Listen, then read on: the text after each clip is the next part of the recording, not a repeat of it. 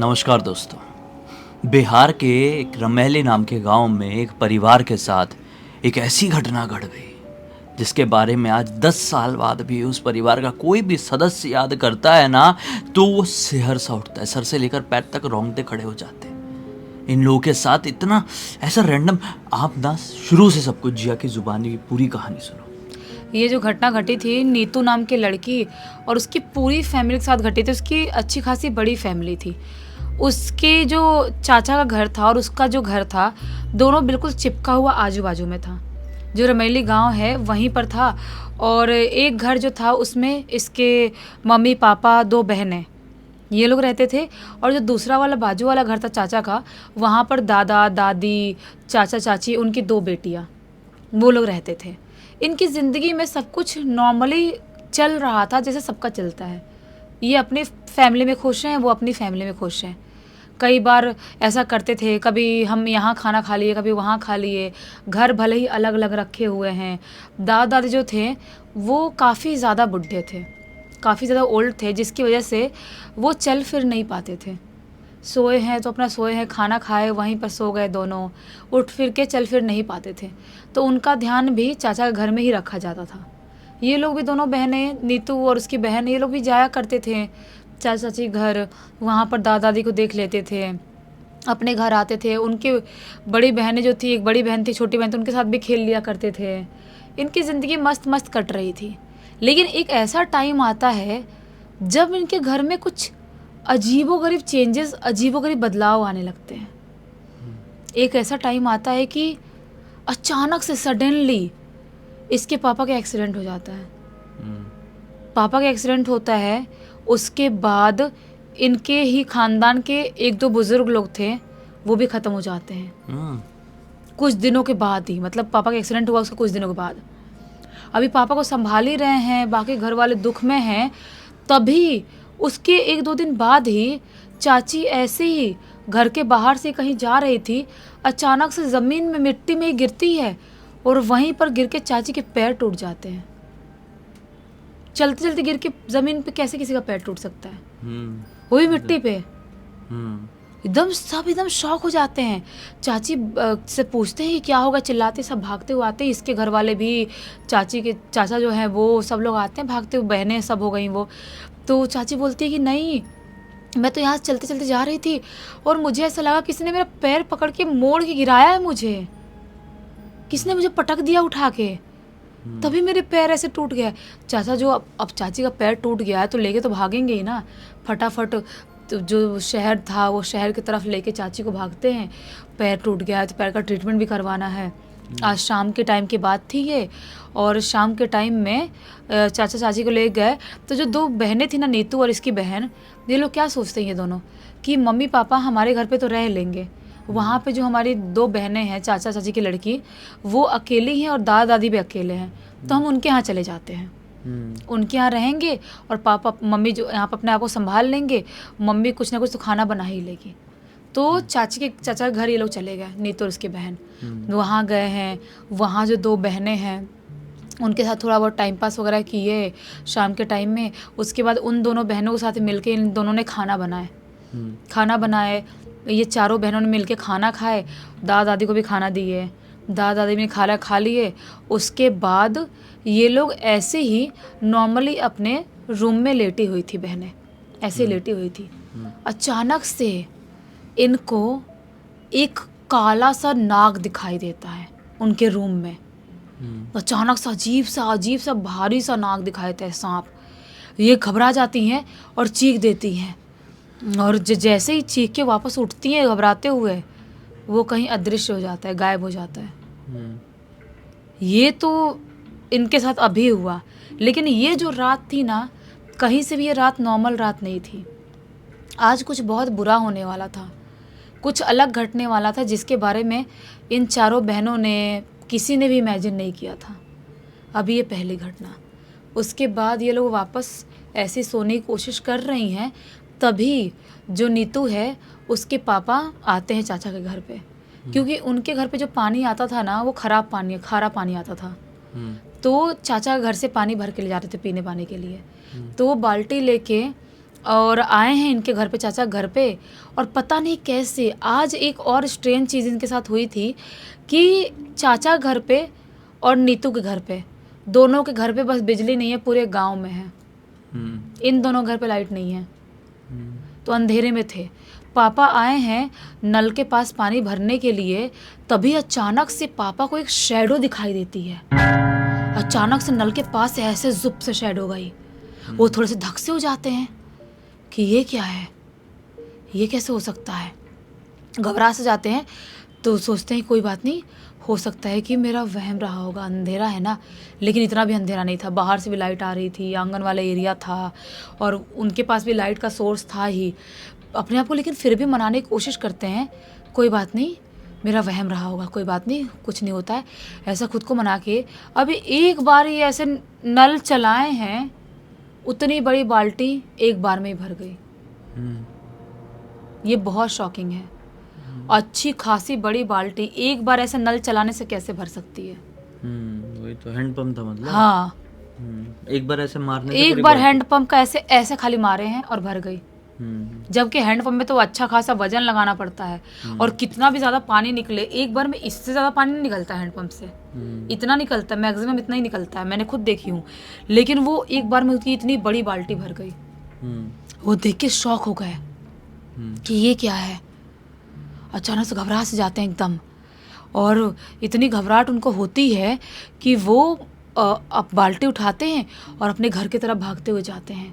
घर जाते हैं और जैसे ही अपने घर पहुंचते हैं, अपने आंगन वाले एरिया में एक काले से सांप को देखते हैं।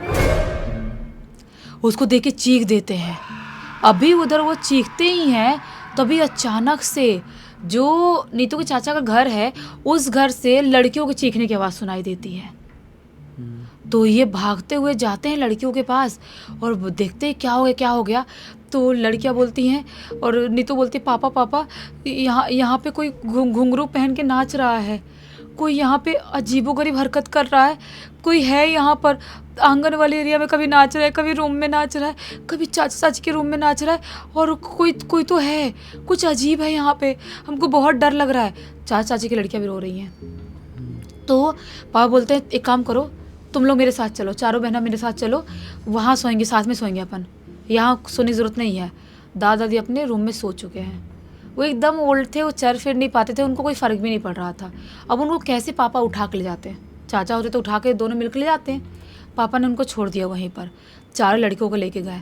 चारों लड़कियां इनके घर पे आती हैं और ये लोग डिसाइड करते हैं कि हम एक ही रूम में सोएंगे, क्योंकि पता नहीं क्यों आज पापा को बहुत डर लग रहा था, लिमिट क्रॉस डर लग रहा था। नीतू भी बोलती है, हाँ पापा हम एक ही रूम में सब सो जाएंगे। सब एक ही रूम में बिछा उछा के सो रहे हैं, तभी अचानक से चाचा के घर से ज़ोर ज़ोर से घुंघरू की नाचने की आवाज़ सुनाई देने लगती है। बाजू में एक था ना घर, ज़ोर ज़ोर से कोई गाना गा रहा है, कोई चीख रहा है, कोई चिल्ला रहा है, ऐसी अजीबोगरीब आवाज़ें सुनाई देने लगती है। ये एकदम घबरा के अलर्ट होके उठ के बैठ जाते हैं। नीतू के पापा भी अलर्ट होके उठ के बैठते हैं। तभी अचानक से वहाँ पे ट्यूबवेल के चालू होने की आवाज़ सुनाई देती है। ट्यूबवेल भी था उनके पास।